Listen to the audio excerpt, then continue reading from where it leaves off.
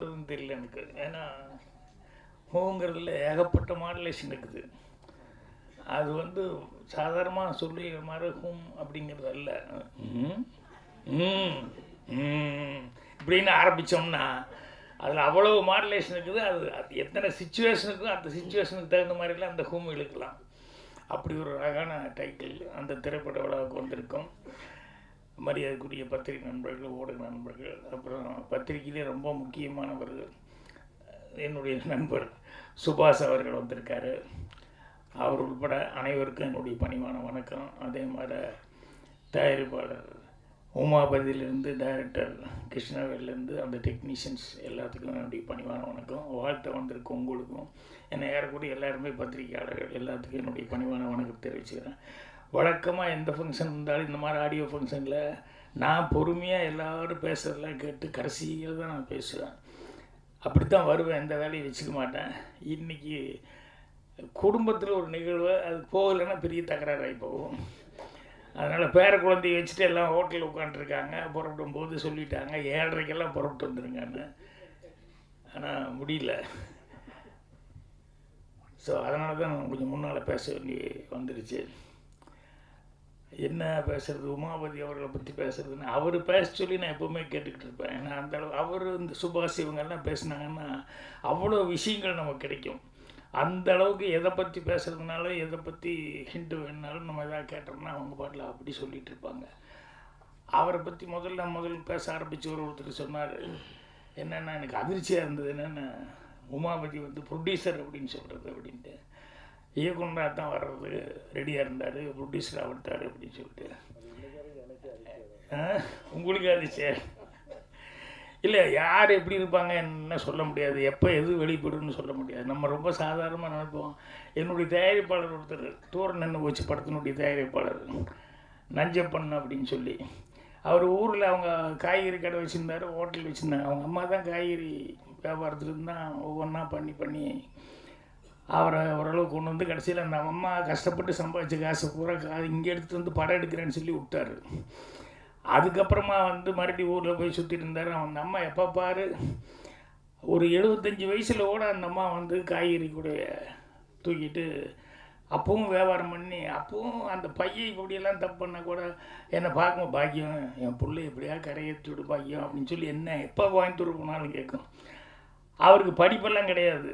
நாடகம் போடுற கலைதந்த காணிக்கை நாடகம் பண்ணுறோன்னு ஒரு நாடகம் பண்ணுற வச்சுட்டு அதில் மறுபடியும் நாடகம் பண்ணலாம், ஊராக போய் நாடகம் போட்டுக்கிட்டு அப்புறம் சினிமாலையும் காசு விட்டு அப்புறம் அவ்வளோ படிப்பு இல்லை ஒன்றும் இல்லை. ஆனால் அந்த அம்மா வந்து அவ்வளோ கேட்குறாங்களேன்னு சொல்லிட்டு சரி கரையேற்றி விடணும்னு சொல்லி சரி வாங்க அப்படின்னு சொல்லி தான் அவருக்காக தூரம் நின்று போச்சு பூஜைக்கு போட்டேன்.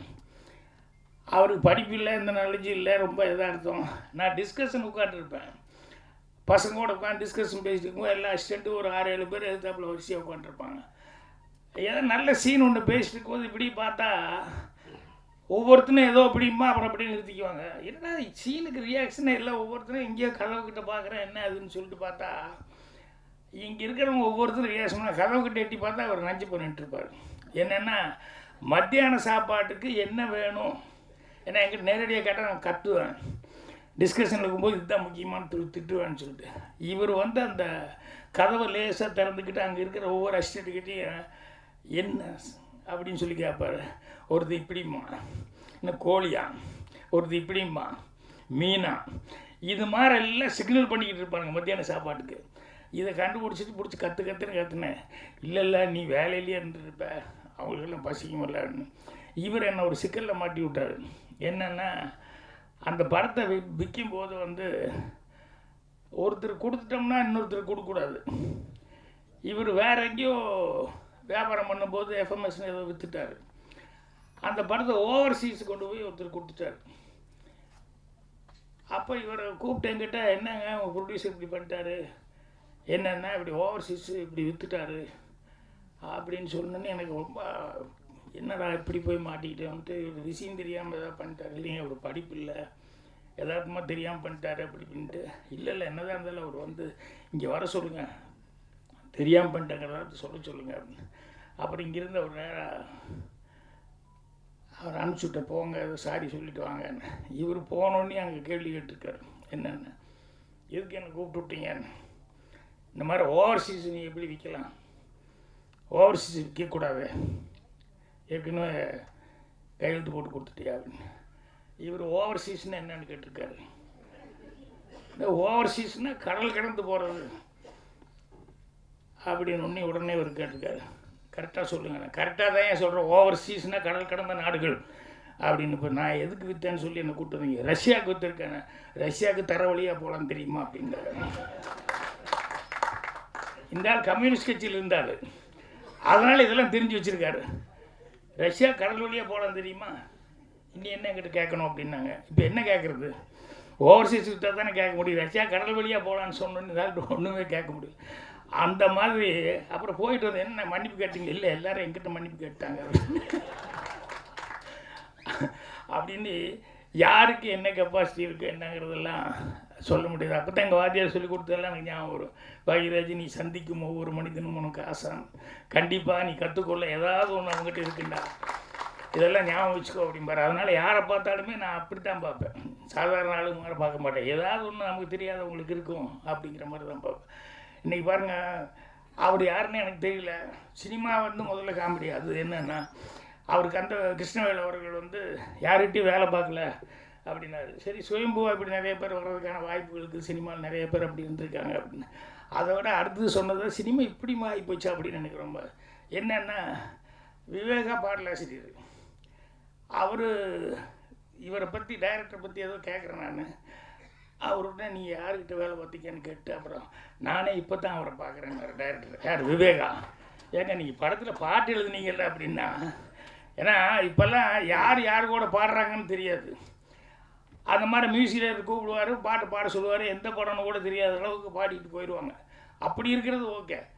பாடலாசிரியர் டைரக்டரே மீட் பண்ணாமல் எப்படி இப்போ தான் மீட் பண்ணேன்னு என்னென்னா, இல்லை ஃபோன்லேயே பேசிக்கிட்டோம், ஃபோன்லேயே என்ன, நான் ரொம்ப அட்வான்ஸாக போயிடுச்சுப்பா சினிமா அப்படிங்கிற அளவுக்கு. அப்போ தான் இன்னொருத்தர் சொல்கிறார், படமெல்லாம் ஓடணும் அப்படின்னா இப்படியெல்லாம் இருந்தால் நல்ல கதை இப்படி கிடைக்கும், ஏன்னா எல்லோரும் கலந்து பேசி பண்ண வேண்டியது.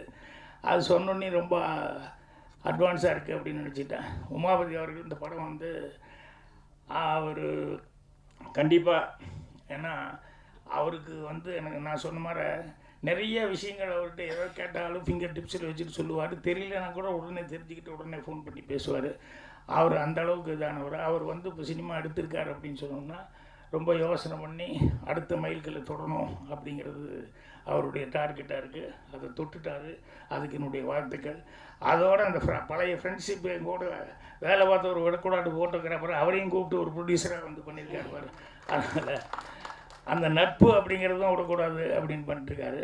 அதனால் கூடிய சீக்கிரமே அவர் கனவு கண்டுருக்கிற அந்த இயக்குனர் அதுக்கும் வர்றதுக்கு அட்வான்ஸாக வாழ்த்துக்களை தெரிவிச்சுக்கிறேன். நிறைய உமாபதி பற்றி பேசுகிறத கேதர் பண்ணணும்னு நினச்சிக்கிட்டு வந்தேன். அவர் எதுக்கு சொல்ல வந்தேன்னா, அவர் என்ன யூடியூப் ரூட்டஸ், அவருக்கு ஆர்மாலே என்ன கோவம் தெரியல, நல்லா நடித்தா உடனே சினிமாவுக்கு வந்துடணும், ஆட்சிக்கு கொடுத்துடணுமா, நாட்டை கொடுத்துடணுமான்னு அந்த கோவத்தை கொண்டு வந்து என்னையும் வேறு ஜாயின் பண்ணிட்டார்.